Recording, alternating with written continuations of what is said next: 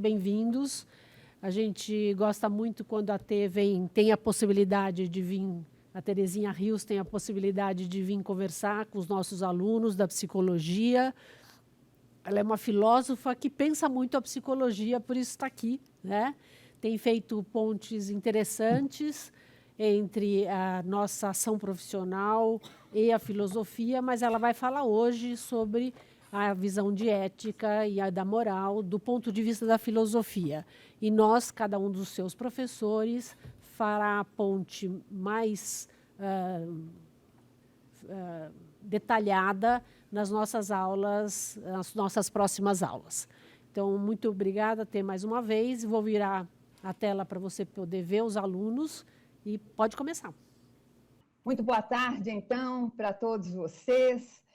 Eu quero dizer, em primeiro lugar, obrigada à equipe de professores de ética por essa oportunidade de eu cá estar para partilhar um pouco do meu trabalho com vocês. Sempre digo que é de praxe a gente fazer o agradecimento, mas quero muito que o meu não tenha um caráter formal, porque tem sido nessas aulas que viemos fazendo há tantos anos que eu tenho tido a possibilidade de ampliar, de aprofundar meu trabalho, e aquilo que trago para vocês resulta exatamente desses encontros.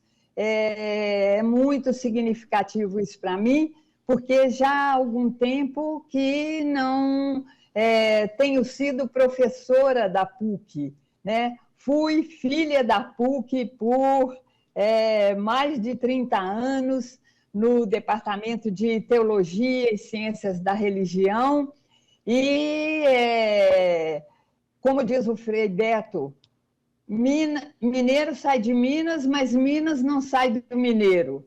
Eu plagio ele e digo que a gente sai da PUC, mas a PUC não sai da gente. E ainda com uma vantagem, que a gente pode guardar aquela PUC que é memorável de verdade para nós.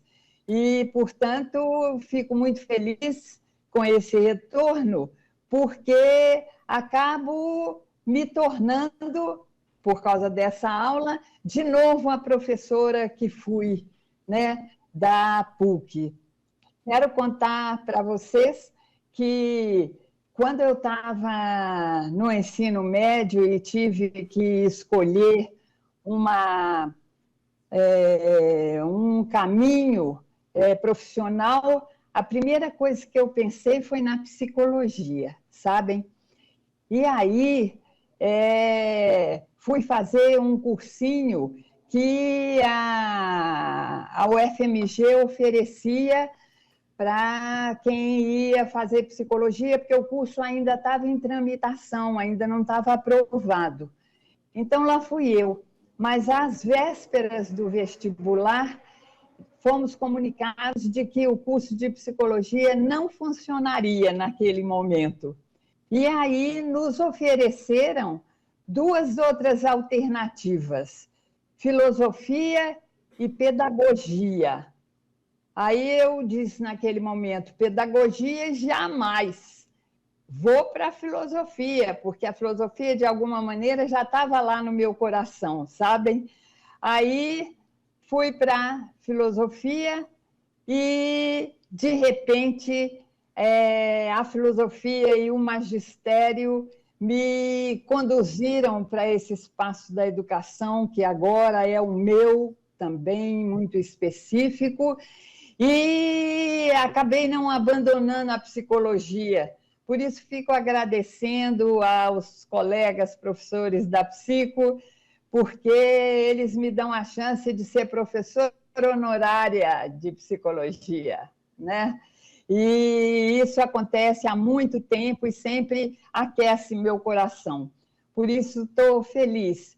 O que eu queria mesmo era estar aí.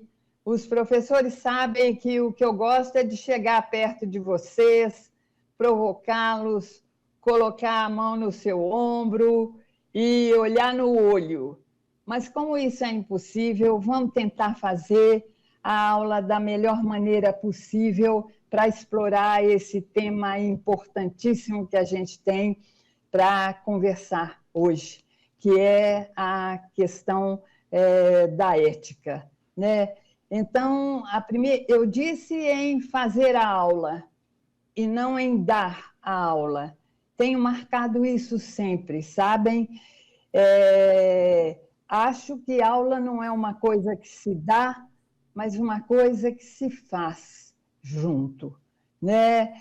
É verdade que eu encontro professores que dizem assim: hoje eu dei uma aula ótima, ensinei coisas fantásticas, pena que os alunos não aprenderam. E digo, se os alunos não aprenderam, não posso dizer que ensinei.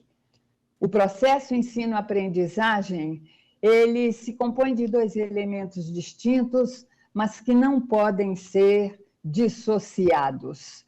Do ponto de vista da aprendizagem, posso até dizer, aprendi sem ninguém me ensinar, mas do ponto de vista do ensino, impossível eu dizer que ensinei sem que alguém tenha aprendido.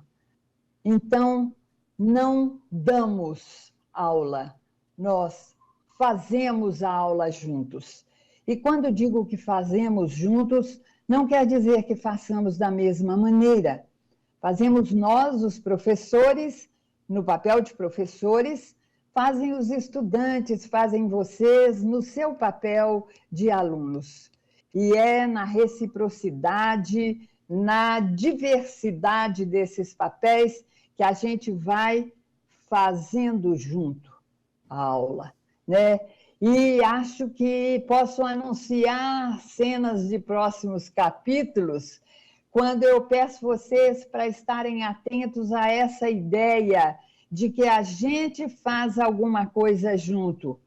Porque quando a gente faz alguma coisa junto, a gente faz alguma coisa um com o outro. Dá para entender isso direitinho? Né? Ao fazer um trabalho junto, eu faço alguma coisa com vocês. Vocês fazem algo comigo. Fazem no sentido de me afetarem, de sermos afetados por essa relação, que no nosso caso é uma relação pedagógica. Meu exemplo é sempre o mesmo. Eu passo aí por uma das salas e vejo alguém saindo e batendo a porta com força. E vou lá, é um estudante, eu pergunto o que há. E ele me diz, você precisa de ver o que o professor está fazendo com a gente. Ou eu encontro esse professor lá na sala de professores, ele me parece aborrecido, e eu digo a ele, o que há? E ele me diz, é isso que esses meninos estão fazendo comigo. Dá para perceber, né? Fazemos alguma coisa para o mal e também para o bem. Sempre digo que eu gostaria de encontrar o meu primeiro professor de filosofia lá no ensino médio, que foi o professor que me ensinou o caminho do magistério e da filosofia. Eu queria que ele visse o que ele fez comigo. Olhem só, né? Nessa medida, há um jeito de fazermos algo uns com os outros a partir do que fazemos juntos. Por isso, quero muito que essa aula possa ser esse encontro em que fazemos juntos algo e que possamos até, quem sabe, presunçosamente dizer que eu sou T antes desta turminha e depois dessa turminha, quando acabarmos a aula. E quem sabe, aí é mais presunçosamente ainda, vocês possam dizer que são alguém AT e DT, antes da T e depois da T. Tá bem? É isso, né? Então, a ética é o tema que nos traz aqui. E eu entro com uma proposta que é de uma reflexão sobre o tema e ao estilo da ética mesmo, do tema. O que proponho é uma reflexão. E vocês poderão dizer, mas a gente precisa de uma aula específica para fazer uma reflexão. Nós estamos sempre refletindo. Refletir é próprio do ser humano. E aí a minha pergunta é, será mesmo? Será que refletimos sempre? Quando digo que vou convidá-los a refletir, vocês me dirão que isso significa que vou convidá-los a pensar. Se refletir se reduz a pensar, então está correto, porque pensar, pensamos sempre, não é? Não é à toa que René Descartes nos chamou de seres pensantes, não é? Mesmo quando eu penso que eu não estou pensando, eu estou pensando que não estou pensando, não é?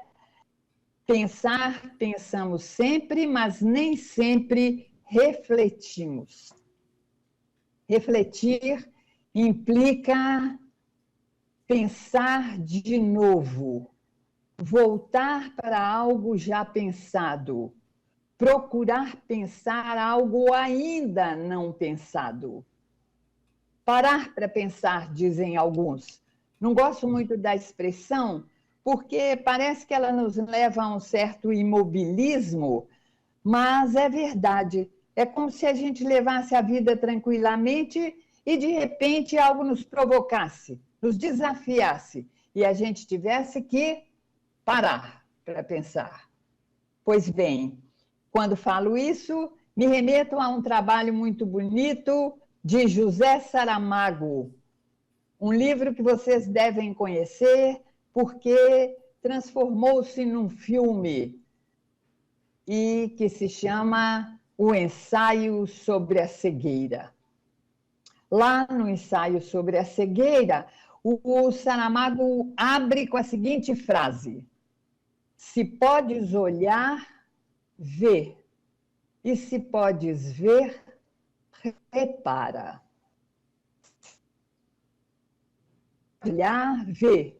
Se podes ver, repara. Quantas vezes passamos pelas coisas, pelas pessoas, sem olhar? E às vezes olhamos, mas não vemos. Ou vemos, mas não reparamos. Reparar implica olhar com atenção, descobrir detalhes, estar atento àquilo que se vê, né? É a ideia que nos traz Saramago. Junto com ele, eu gosto de buscar a referência a um artigo de Eliane Brum. Eliane Brum é uma jornalista gaúcha, cujo trabalho brilhante está presente em muitos dos nossos jornais e revistas. E ela, em um determinado artigo, diz assim: eu acredito que a coisa mais importante para um jornalista ou para qualquer pessoa é olhar para ver. Olhar para ver significa procurar ver o que está invisível ou propositalmente oculto, né? E aí posso juntar a Eliane e ao Saramago a minha neta, Sofia, que hoje tem 9 anos, mas que aos 4, quando a faxineira de minha filha tirou os tapetes para lavar, Sofia chamou a mãe. Mamãe, vem cá. E Evelina foi até lá e disse: o que foi, Sofia? Ela disse: olha, mamãe. E Evelina disse: olha o que, Sofia? Ela disse: o tapete. E ela disse: o que tem o tapete, Sofia? E ela disse: Está invisível. Por que que trago isso? Porque qualquer um, ela é uma criança. Qualquer um de nós diria que ali não existe um tapete, mas ela diz: existe, só que está invisível. Brasil dos dias de hoje, quantas coisas invisíveis ou propositalmente ocultas, como diz a Eliane, né?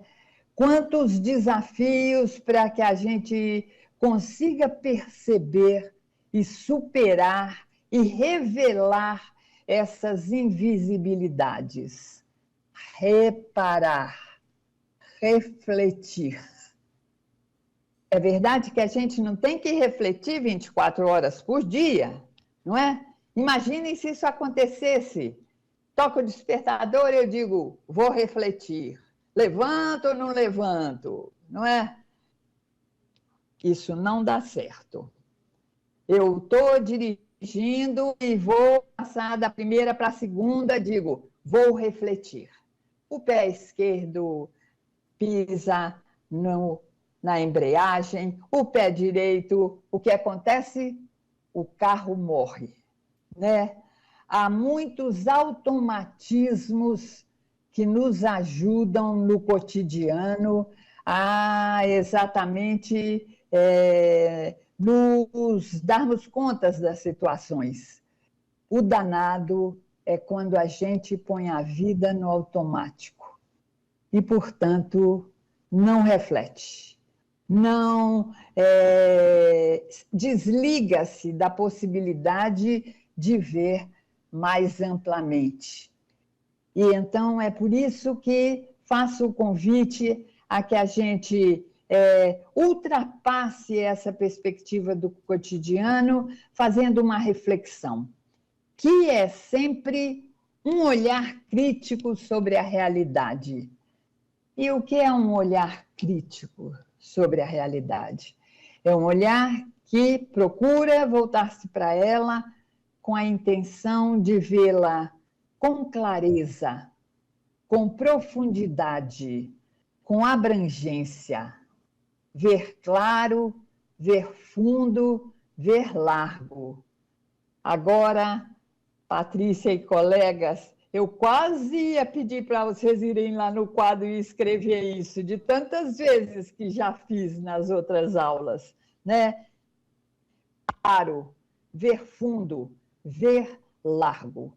Ver claro, isto é, procurar afastar aquilo que pode embaçar nossos óculos.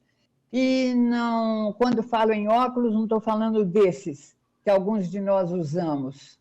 Estou falando de óculos mentais, aqueles com os quais nos armamos para olhar a realidade. Ninguém pode ver a realidade sem óculos. A gente sempre a vê com os óculos da nossa cultura, os óculos do nosso tempo, da classe social a que a gente pertence. Mas ainda assim a gente pode ver com clareza. Mas há coisas que podem nos impedir de ver a realidade com clareza. Concordam comigo? O que acham que pode impedir a gente de ver a realidade com clareza? Quem sabe, Patrícia, alguém me diz aí.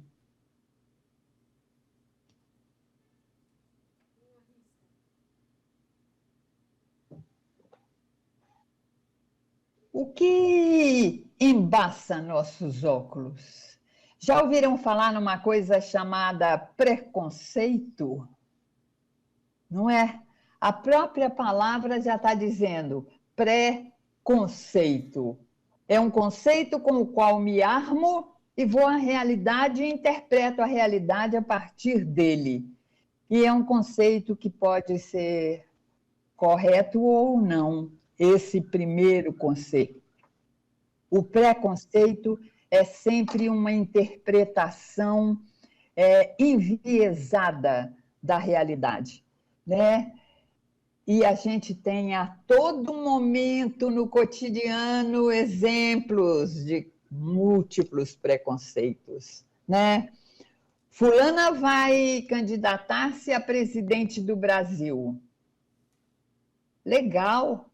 Ela é mulher, mas é muito inteligente. É mulher, mas, não é? É negro, mas de alma branca. Essa é horrível, né? Ei, mas tão simpático! E o danado é que somos todos preconceituosos de alguma maneira.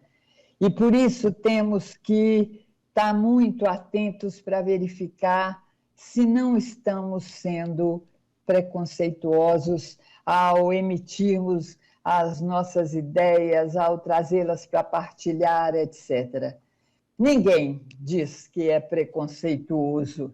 E é por isso mesmo que há que fazer esse exercício de atenção, reparar, ver claro, ver fundo. Ver fundo implica em procurar superar o senso comum, as aparências, né? E além das aparências. Costuma-se dizer que as aparências enganam. E eu sempre brinco dizendo, será que enganam mesmo? Eu tenho diante de mim um grupo aparentemente inteligente, né? As aparências não enganam, elas podem enganar. E, por isso mesmo, é preciso ir além da aparência.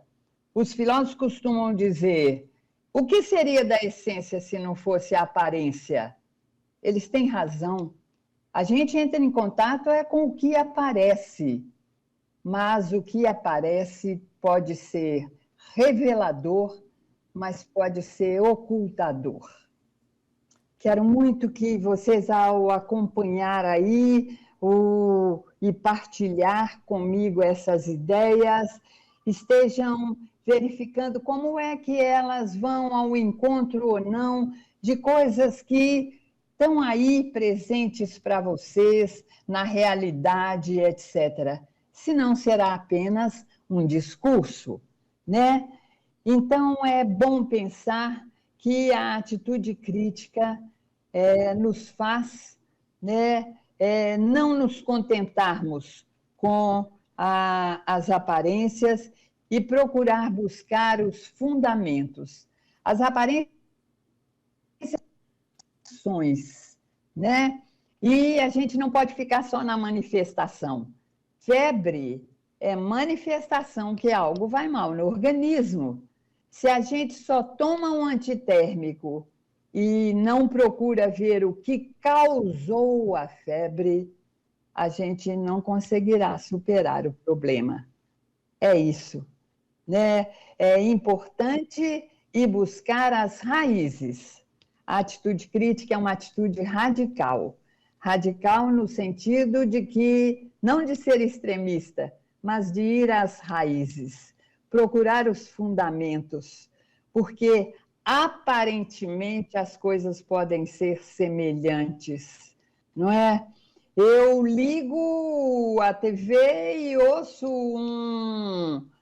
um depoimento de um deputado do partido X. E ele está falando sobre a situação econômica do Brasil. Eu escuto atentamente e digo, o cara tem razão. E aí mudo de canal. Tem uma outra entrevista com outro deputado de um outro partido e procuro ouvi-lo atentamente também e digo, ué, o cara está falando exatamente o contrário do que o outro. Mas está falando a mesma coisa, mas parece que é o contrário. Será que ambos têm razão? Não é? É importante verificar isso, porque a gente usa continuamente né? Palavras, alguns argumentos que parecem iguais, né? Há um professor francês, Jacques Rancière, que escreveu um livro muito interessante que recomendo a vocês, se chama O Desentendimento. O Rancière diz que existe o desentendimento não quando eu digo branco e você diz preto, mas quando eu digo branco e você diz branco, mas o que eu chamo de branco não é o que você chama de branco. Dá para perceber isso, não é? Democracia, justiça, cidadania.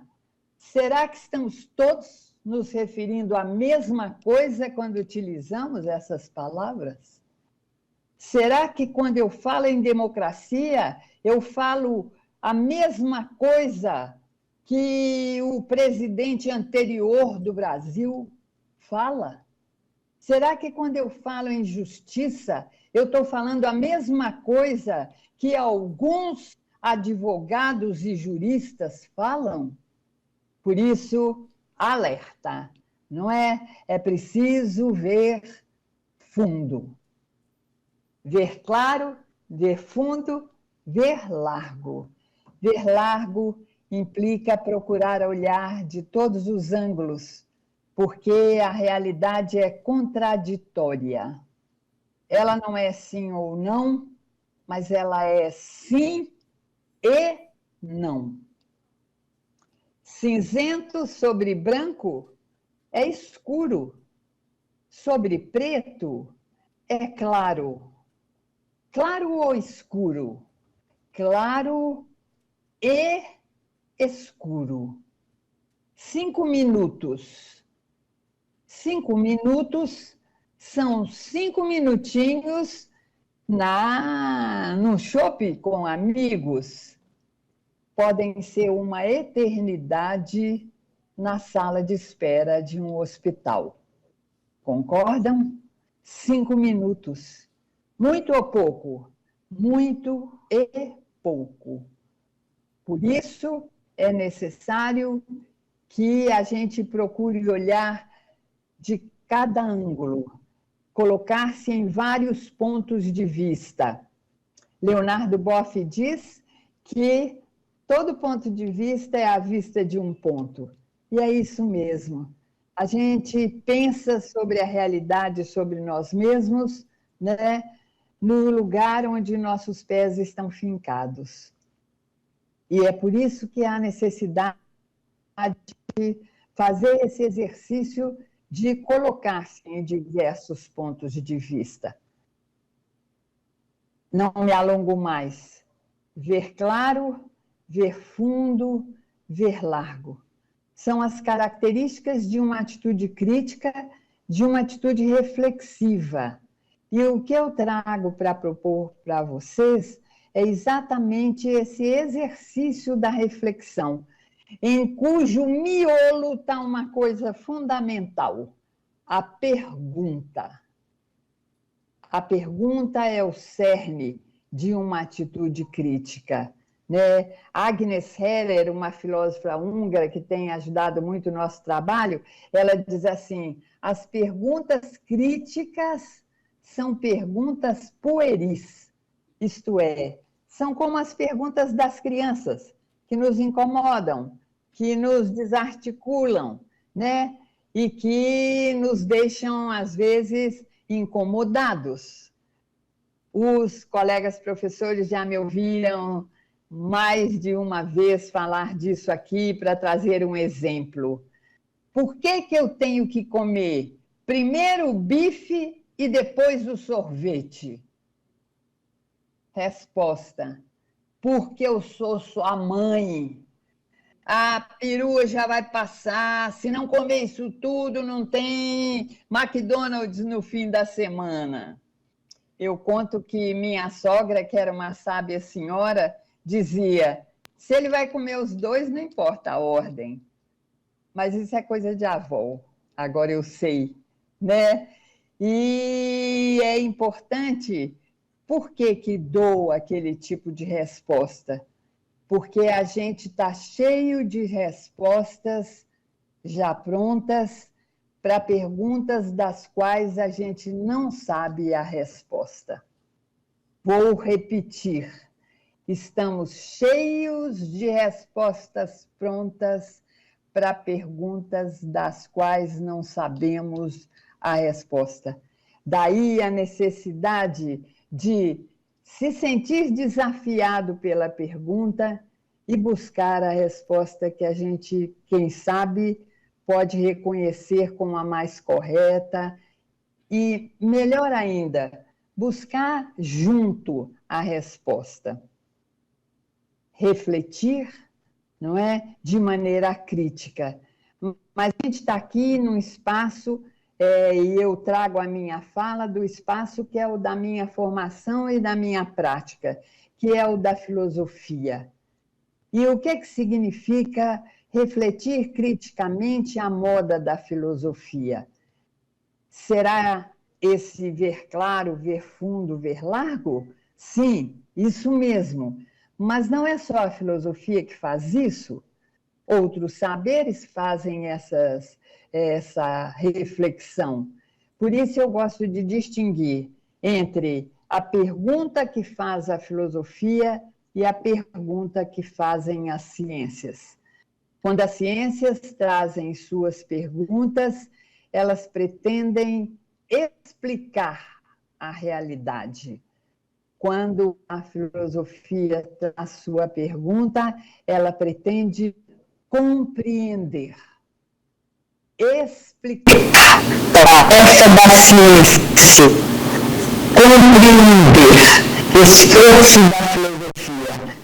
Será que dá para perceber a diferença? Trago um exemplo. Nós perdemos a família, um amigo queridíssimo, irmão, quase irmão, de nosso filho mais velho. Ele teve uma parada cardíaca enquanto andava de bicicleta e morreu ali, naquela hora. E doídos, a pergunta que a gente fazia era: por que ele morreu? E a resposta do médico, do cientista, era: por causa de uma parada cardíaca, que se dá em função, etc. Explicação. Vocês podem imaginar a nossa cara com a resposta do médico, porque não era isso que estávamos perguntando. Quando pergunto por que ele morreu, eu estou perguntando por que a gente tem que se ver privado das pessoas que a gente ama. Por que alguém que é jovem, tem uma vida boa pela frente, subitamente vai-se embora? Ou por que a gente tem que morrer? Que é uma pergunta que surge nesses momentos. E o outro lado, afinal de contas, para que a gente vive? A pergunta da compreensão é a pergunta pelo sentido, pelo significado, pelo valor. E ela, essa perspectiva da filosofia. Né? Por isso, não é quando entro eu trazendo algumas considerações filosóficas que a filosofia entra aqui ou entra na vida de vocês. Ela entra quando vocês se perguntam: de que vale a escolha que eu fiz profissional? De que vale viver do jeito que vivo? Qual é o sentido de eu estar agindo, etc, etc. Percebem? É essa a ideia. E por que me alonguei nessa introdução? Já sei o que vocês estão pensando. A mulher veio para falar de ética, até agora não mencionou nada da história. Pois bem, desde que eu comecei a dizer boa tarde para vocês, eu estava falando em ética. A ética vai se revelar exatamente como esse olhar crítico sobre os valores que estão presentes na nossa vida. Ela vai ser aquele gesto de reparar nas nossas ações, nos nossos comportamentos e problematizá-los do ponto de vista do sentido. Mas, para falar em ética, sempre começamos por uma distinção fundamental que é entre os conceitos de ética e moral. Né? Em geral, a gente não faz uma distinção entre eles. A gente diz, fulano agiu sem ética, ou fulano teve um comportamento imoral, para dizer a mesma coisa. Não é sem razão. Se eu for buscar a etimologia das palavras, eu vou descobrir ética vindo de ethos, do grego, e moral vindo do latim mores. E ethos e mores têm o mesmo significado, costume, jeito de ser. Agora é outra hora que eu ia pedir para os professores ir lá na frente escrever ethos, mores e costume no meio, porque é algo que a gente sempre tenta visualizar, sabem? Por quê? Porque é exatamente do que aproxima, que é a ideia de costume, que a gente parte para fazer a distinção entre ética e moral. E olhem que eu não estou falando em separação. Não se separam os conceitos de ética e moral, mas é preciso distingui-los. E a gente começa a distingui-los quando vai ao que os aproxima.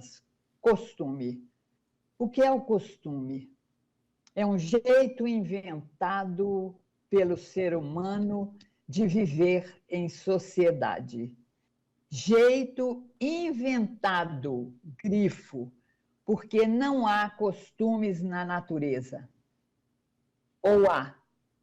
Lá vem as perguntas que já me ouviram tantas vezes. Os cachorros costumam latir? As jabuticabeiras costumam dar jabuticabas? Os cachorros latem, as jabuticabeiras dão jabuticabas, não é? Elas não têm o costume. Do ponto de vista da natureza, nós mesmos não temos os costumes, né? Alguém aqui tem o costume de respirar? Tem o costume de fazer xixi? De dormir? De comer? Não temos. Não temos o costume de comer. Temos o costume de comer arroz, feijão, bife, batata fritas, né? Outras culturas, outros costumes, né? Não temos o costume de dormir. Temos o costume de dormir em camas. Temos o costume de dormir à noite. Temos o costume de dormir em algumas aulas. Acho que não estou percebendo alguém com esse costume por aqui, felizmente, não é? Quem ia dormir já foi embora, né? Então, a gente tem o costume, né?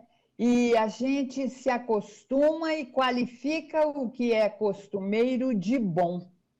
Por isso que a gente diz assim, é bom ir à escola, é bom ter um emprego, é bom casar com uma pessoa só e de outro sexo. É bom, é costumeiro. E porque é costumeiro, a gente qualifica de bom. E olha o que não é costumeiro, estranha e qualifica como mal. Não é assim?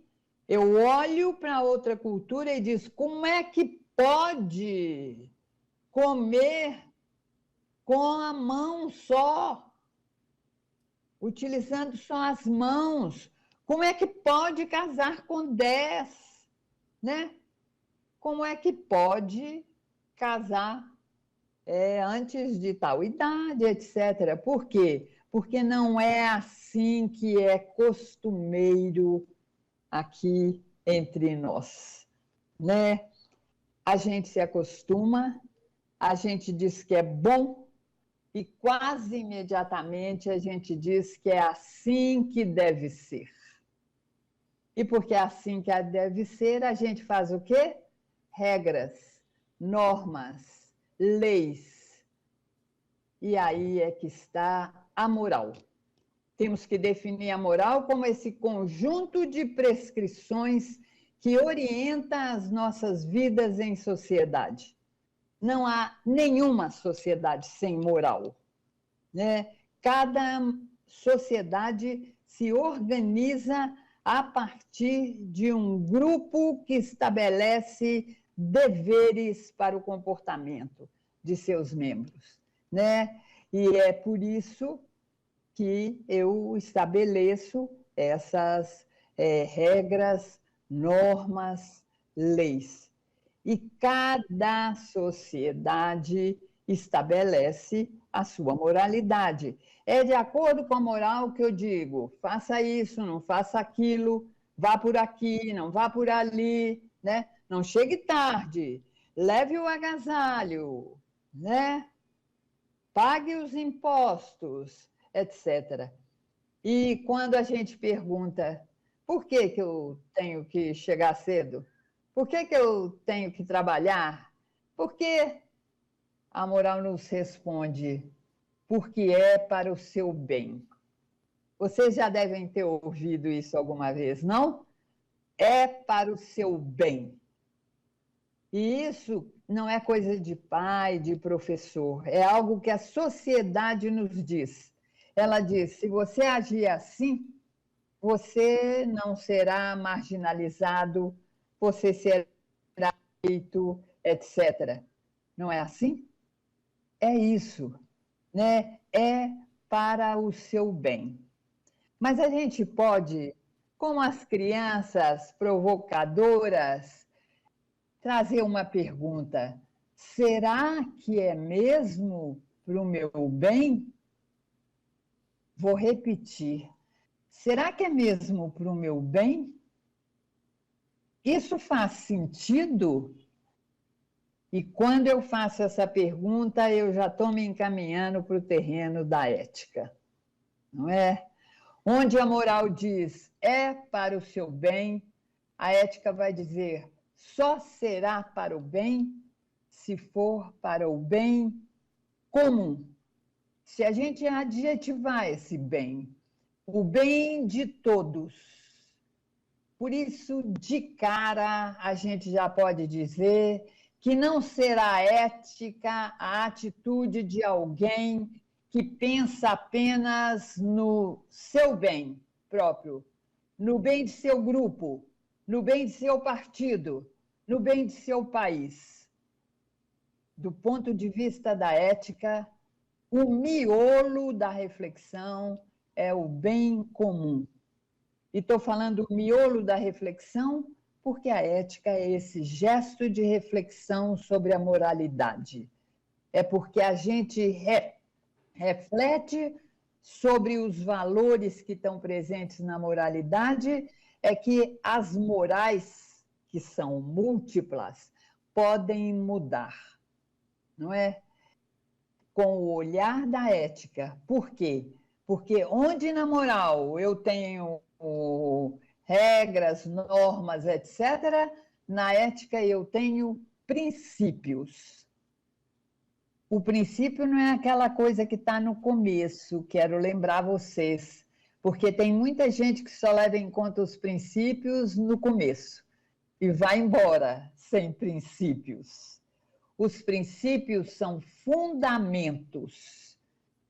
É eles que dão a possibilidade de sustentação ao gesto ético, à reflexão ética. E quais são os princípios éticos? O respeito, a justiça, a solidariedade. Repito, respeito, justiça, solidariedade. É o princípio nuclear. É dele que decorrem os outros princípios. E o que é o respeito? Pensem aí um minuto, o que será respeito? O respeito é nada mais, nada menos do que a consideração da existência do outro. Repito, consideração da existência do outro. Parece simples, não é verdade? E as pessoas dizem, gente, mas a gente considera a existência do outro, né? A gente passa por ele, esbarra nele, joga mísseis nele, não é? Não, a gente não tem consideração pela existência do outro. Vou trazer aqui o exemplo que tenho usado também por esses anos todos. Eu estava num supermercado, sabem? Na fila de frios, longa fila. Quando chegou a minha vez, eu disse ao garoto, boa tarde. E ele disse, o quê? Eu disse, boa tarde. E ele virou-se e me disse, ah, minha senhora, é boa tarde mesmo, porque eu estou aqui desde 8 da manhã e eu só escuto 200 de mussarela, 400 de presunto, como se fosse para a máquina. Dá para perceber, não é verdade? A gente não considera tanto assim o outro, né? Eu entro no elevador vazio, está descendo, 5º andar. O elevador para no 3º andar, abre-se a porta e entra alguém e eu já vou dizer aquele meu boa tarde e a pessoa passa por mim e vai até o fundo do elevador sem me olhar. Eu faço parte do elevador. É ou não é? É isso. Percebem? E quando eu digo que a gente precisa de respeitar o outro, não é para a gente ser altruísta e bonzinho. É porque eu sou o outro do outro. Anotem aí. Eu sou o outro do outro. E eu tenho, como ele, o direito e o dever de ser respeitado. É isso, né? Mesmo no espelho mais cristalino, a imagem que cada um de nós tem de nós é invertida. Já pensaram nisso? Né? Quem me vê como eu sou, quem me olha na realidade é o outro. E por isso eu preciso do outro para existir. Eu não existo sem você. Não é só o título de uma canção romântica, é uma verdade ética, percebem? E é isso, né? É necessário o reconhecimento do outro, a consideração da alteridade. Quando o outro é alter, aquele que me constitui, eu estou nesse espaço ético. Quando ele é alienos, aquele com quem eu não tenho a ver, o alheio, eu saio desse espaço. Percebem? É isso, né? Há um pecado ético fundamental, que é esse do alheamento ou da indiferença, às vezes mais do que da agressão, né? Eu desconsidero o sujeito, portanto, eu não reconheço a sua humanidade. Nós estamos tão acostumados com essas coisas nessa nossa terra, que nem chegamos a refletir de verdade sobre isso. O segundo princípio é o da justiça. Igualdade na diferença. Somos diferentes, homens e mulheres, brancos, pretos, amarelos, vermelhos, judeus e muçulmanos, corintianos e santistas. Somos iguais em direito. O contrário de igualdade não é diferença, é desigualdade. E a desigualdade é uma coisa que é construída socialmente. Homens e mulheres, diferença. Homens e mulheres trabalhando em cargos idênticos e recebendo salários diferentes. Desigualdade, injustiça. Percebem? Muitas vezes a gente confunde a justiça com a lei. Não é verdade. A lei é do departamento da moral. A justiça é do departamento da ética. Há muitas leis injustas e cabe à justiça exatamente problematizá-las para que elas sejam eliminadas ou revisadas. É isso, percebem? E aqui há uma confusão muito grande entre lei e justiça. E então, a gente tem que obedecer à lei, é o que dizemos. Temos mesmo? Perguntará a ética. Temos se a gente reconhece a lei como justa. E não é apenas para desprezá-la, é para trabalhar no sentido de se construírem, aí sim, leis justas. Adélia Prado, uma poetisa da melhor qualidade da minha terra, diz assim: lei boa é a que a gente mesmo inventa, porque sem lei não tem graça nenhuma, seja amor ou trânsito. É verdade, não é? A gente se comporta seguindo essas prescrições, essas leis, né? Até no carinho para o companheiro, para a companheira, né? Até no gesto pequeno de um agradecimento à lei. Regra, mas é bom que seja a gente que estabeleça a lei, que ela não crie um espaço de heteronomia, isto é, de imposição de regras de fora, mas que ela crie essa autonomia que não é a criação de lei por cada um, é a incorporação da lei na medida em que a gente reconhece nela a atitude de igualdade e de respeito. Por fim, temos a solidariedade, que é o respeito levado às últimas consequências, não é? A solidariedade implica um pensar no outro sem pensar em recompensas, sem pensar em castigo. Eu ainda estou no supermercado. Eu apanho o pacote de fraldas que caiu da gôndola e ponho ele no lugar. Não fui eu que derrubei o pacote, mas eu penso no outro. Pode atrapalhar o caminho de quem vem depois de mim. Sou solidária. É pequeno isso? Não. E a gente não ensina isso para as crianças. Eu digo para o garoto, pegue a meia ali. Ele diz, não é minha. Não fui eu que joguei. A gente faz isso tantas vezes, não é?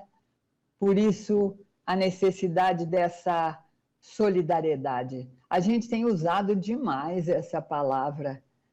Ela está em todas as bocas, mas é preciso de ver o que cada um de nós chama de solidariedade mesmo. Será solidário o traficante que entra no hospital e mata alguém para tirar de lá o seu companheiro que foi ferido, né?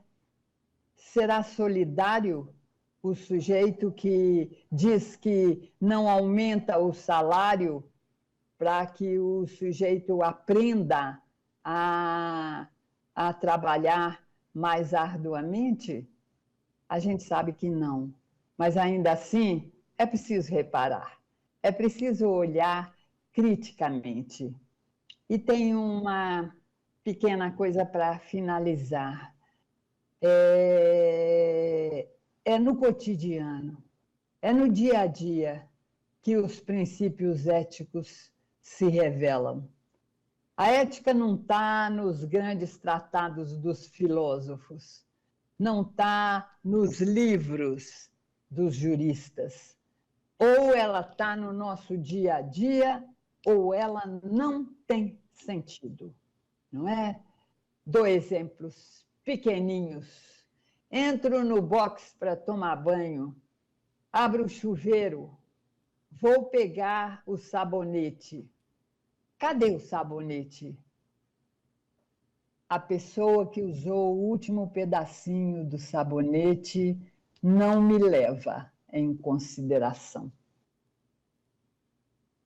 Pequeno isso? Quantas vezes você já abriu a geladeira das suas casas e não tinha água no vidro nem gelo na bandejinha? A pessoa que tomou o último gole ou pegou o último gelinho não leva você em consideração. Eu brinco dizendo que o pior é quando a pessoa mora sozinha, não é verdade? Mas é isso, percebem? É esse pequenininho que revela a ética. E o que ela tem a ver com essa história do trabalho, da profissão? Onde ela aparece no nosso contexto? A gente tem um código de ética. E eu deveria antes ter dito uma coisa que pode ser problemática.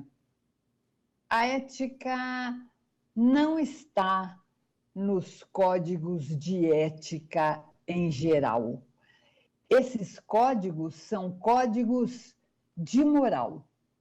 Eles trazem prescrições. A gente não tem que mudar o nome, passar para código de moral. Ele será tanto mais de ética, quanto mais ele contiver princípios e não determinações, percebem? Né? Proibido e permitido, mas de acordo com qual fundamento, percebem? E é por isso mesmo que é a ética que permite modificar os códigos de ética, principalmente aqueles que são profissionais, não é? E o que a ética tem a ver com a profissão? Juro que termino. Eu tenho feito meu trabalho pensando na competência profissional e procuro explorar as dimensões dessa competência. Eu chamo de competência profissional, né, a ideia de fazer bem o que é preciso fazer. E fazer bem em múltiplas dimensões. Primeiro, numa dimensão técnica. Eu vou exemplificar com a minha profissão. Eu sou uma professora de filosofia. A primeira coisa que eu preciso é de saber filosofia. Mas saber filosofia não me torna boa professora. Pode me fazer boa filósofa, mas não boa professora. Eu preciso de saber ensinar filosofia, ter recursos para socializar esse saber. Dimensão técnica. Qual será a dimensão técnica do trabalho de cada um de vocês? O que precisam saber para serem profissionais chamados de efetivamente psicólogos? não é? Agora, eu não ensino filosofia no vazio. Eu me ensino filosofia para alguém. E aí vou buscar Dewey. Ele diz, para ensinar latim a João, é preciso conhecer latim e conhecer João. Para relacionar-se com um paciente, com um aluno, com um colega de profissão, eu tenho que conhecer tecnicamente algo, mas eu tenho que levar em consideração quem é o paciente, o colega, o aluno, não é? Essa é uma dimensão que a gente chama de estética, porque ela chama atenção para a necessidade de sensibilidade.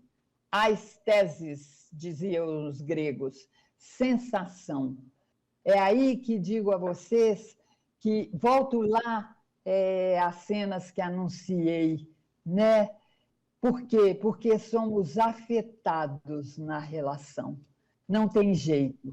Há uma afetividade presente. E afetividade não no sentido de nos apaixonarmos uns pelos outros, mas é porque estamos envolvidos uns com os outros, queiramos ou não.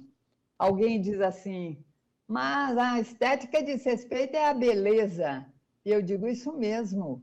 O bom trabalho é um trabalho bonito. É ou não é? Há uma pesquisa bonita, uma aula bonita, um atendimento bonito. A sensibilidade esteve presente. Mas não nos relacionamos no vazio. Estamos numa polis, numa sociedade organizada de uma determinada maneira. Então, há uma dimensão política no nosso trabalho, não é? Eu preciso de conhecer o contexto no qual faço o meu trabalho. Eu preciso de conhecer as imposições que esse contexto me traz, os desafios, as possibilidades e os limites de intervenção que eu tenho nesse contexto. Mas não adianta eu ter uma dimensão técnica, uma dimensão estética, uma dimensão política, se eu não tiver uma dimensão ética, que significa na construção do bem comum. É isso. E eu chamo a dimensão ética de dimensão fundante da competência profissional. Eu não considero um profissional competente se ele não é um sujeito que procura pensar na construção do bem comum, da felicidade, que é o outro nome do bem comum, e nada de felicidade hollywoodiana ou de contos de fada. A felicidade que tem a ver com a cidadania, a possibilidade de exercício de direitos, de vida boa, encho a boca para dizer, para todo mundo, né? Impossível, dizem vocês, utópico, digo eu. O bem comum é algo ideal, e o ideal não está pronto. A utopia não é o que é impossível de existir, é o que ainda não existe. E ainda não é a expressão da esperança. Se eu digo ainda não, é porque eu chego lá. Patrícia estava me lembrando de algo que eu trago sempre como exemplo, que é o da minha filhota, mãe de Sofia, quando começou a namorar. A gente perguntava, você está namorando fulano? E ela dizia, ainda não. Vocês dirão, menina presunçosa. Eu direi, menina esperançosa.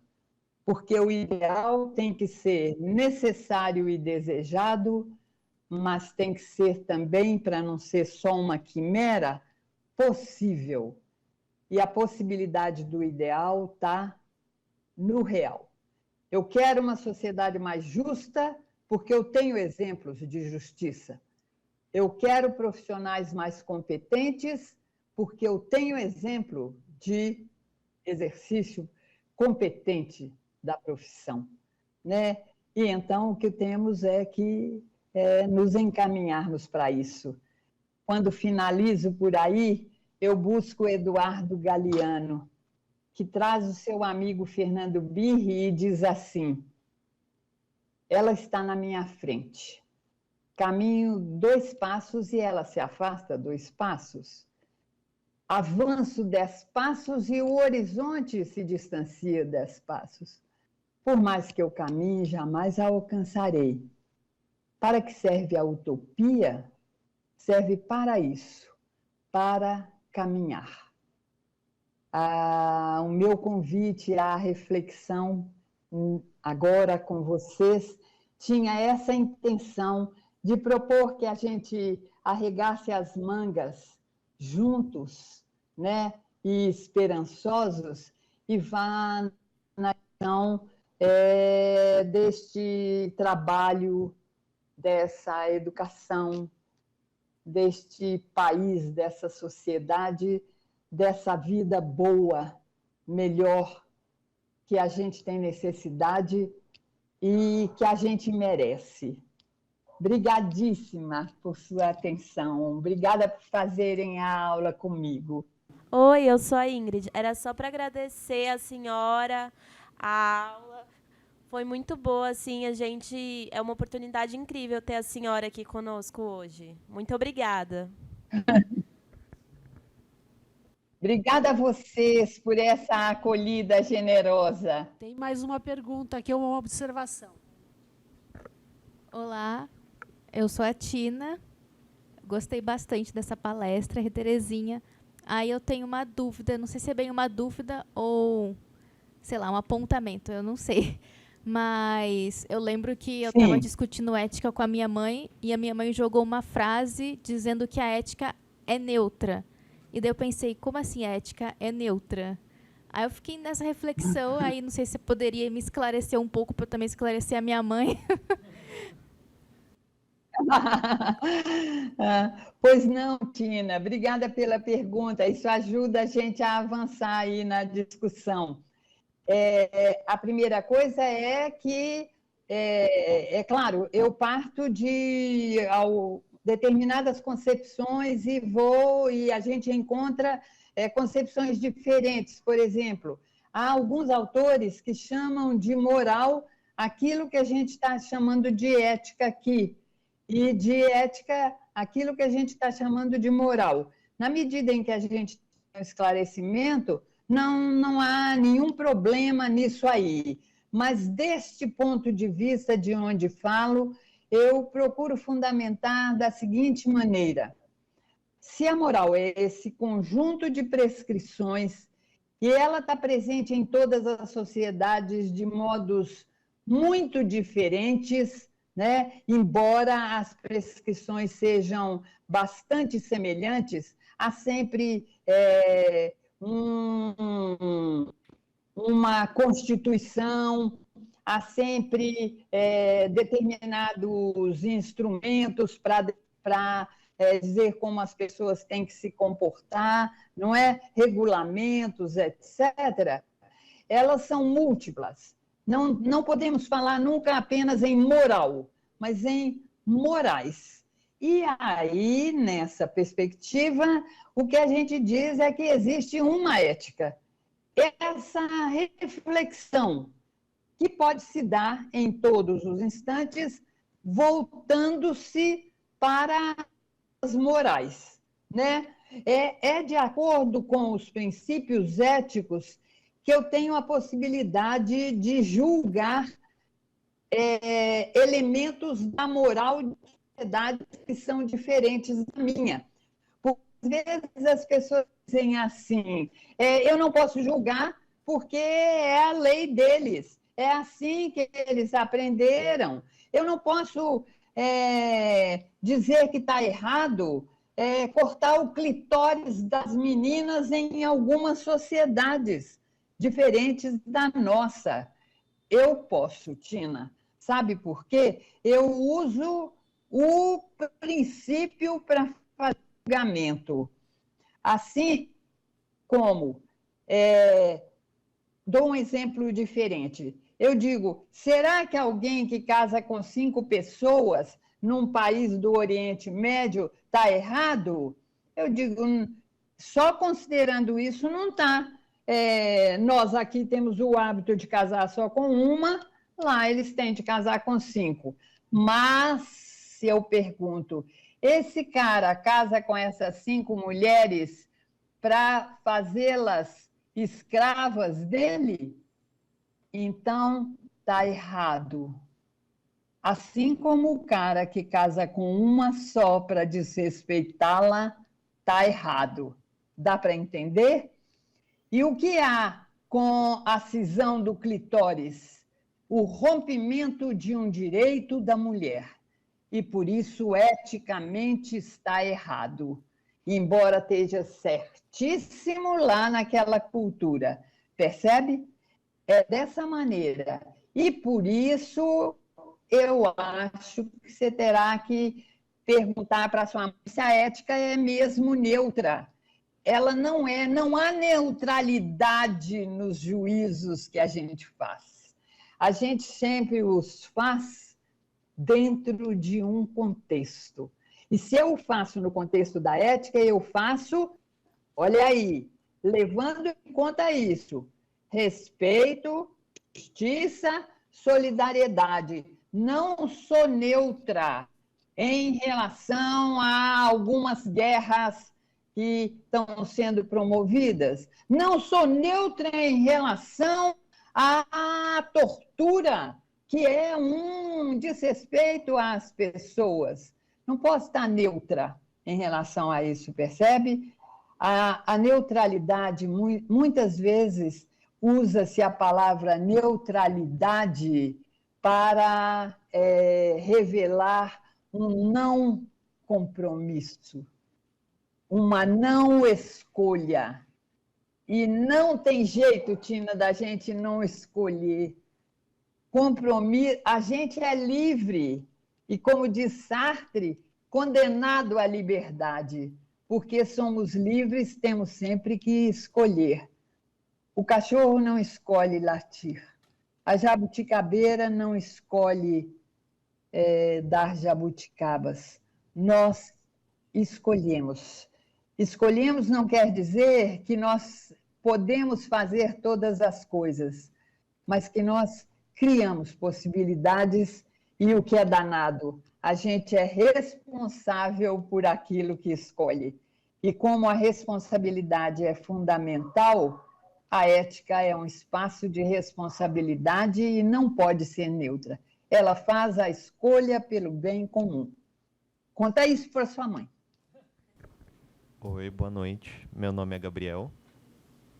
Ai, pera, só ela que me ouve aqui. Eu não tô falando muito baixo pro pessoal de fora. Só um pouquinho mais alto, Gabriel, pra gente ouvir. Eu sou o Gabriel. Boa noite. Obrigado pela palestra, pela aula. Eu gostei bastante. E em um momento, me corrija se eu estiver errado, você falou que a justiça está com a ética. Eu queria entender um pouco isso melhor, porque para mim a justiça tem uma coisa muito mais sentimental do que qualquer outra coisa. Então, eu queria saber o quanto da ética, justamente pela justiça, está tão próxima, é mais sentimental, e o que é definição de lógica também, para vocês. Veja, Gabriel, obrigada pela pergunta também, mas a sua pergunta me traz um questionamento sobre a racionalidade, entendo assim, presente nesse espaço, tanto do princípio da justiça, quanto no na própria organização da ética mesmo, da atitude ética. Não há nada que seja apenas racional, né?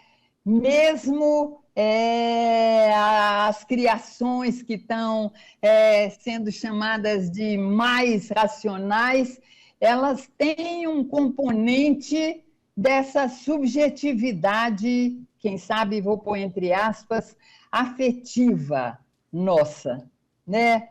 Eu estou muito interessada na discussão a propósito da inteligência artificial, e olha só, a maior parte dos comentários que a gente ouve, mesmo seja na direção de defesa da existência dessa inteligência artificial, é a ideia de que, por enquanto, o que a gente percebe é que a máquina não sente, né? Ela organiza a realidade de uma maneira, talvez amanhã ela tenha isso, mas a gente vai se defendendo dizendo dessa perspectiva do sentimento. Eu não chamaria de uma coisa sentimental. Eu digo que existe nela uma subjetividade que não leva em conta apenas a racionalidade, uma vez que não é a racionalidade o único constituinte dos seres humanos. Queremos agradecer mais uma vez a disponibilidade que você teve em falar para os nossos alunos aqui da psicologia. Em classe agora a gente vai discutir, né, aquilo que você trouxe, né, e se debruçar sobre o nosso código de ética. Uhum. Pois é. Para que a gente possa fazer uma reflexão dos princípios e das normas. Beleza. Eu é que quero agradecer. Obrigada de verdade por me acolherem dessa maneira boa, por fazerem a aula comigo e por trazerem essas perguntas e questionamentos. E em relação à possibilidade de outras perguntas, eu tenho sempre trazido algo que vivenciei aí no Tuca mesmo. Sabe? Nós tivemos o convite para Josten Gardner, o autor do Mundo de Sofia, para uma palestra aí. E eu e um colega fomos os privilegiados mediadores da fala dele. E quando acabou a palestra, choviam as perguntas, meio como aqui. Aí, alguém mandou um bilhetinho para mim, falando assim, peça a ele o telefone, o e-mail, para a gente poder mandar, então, as perguntas, porque ele não tinha a possibilidade de responder todas. E aí eu li a observação para ele e ele disse uma coisa que eu vivo repetindo, sabem? Copio dele. Ele disse assim, não me esquivo de dar o telefone nem o e-mail, mas quero sugerir uma coisa a vocês. Façam as perguntas uns para os outros e, na certa, vocês vão descobrir que as respostas estão muito mais aí do que aqui. Eu acho que é isso que tem que acontecer na aula que vai seguir. Façam as perguntas uns para os outros. Descubram, inventem respostas. É disso que a gente está precisando. Um beijo para todo mundo.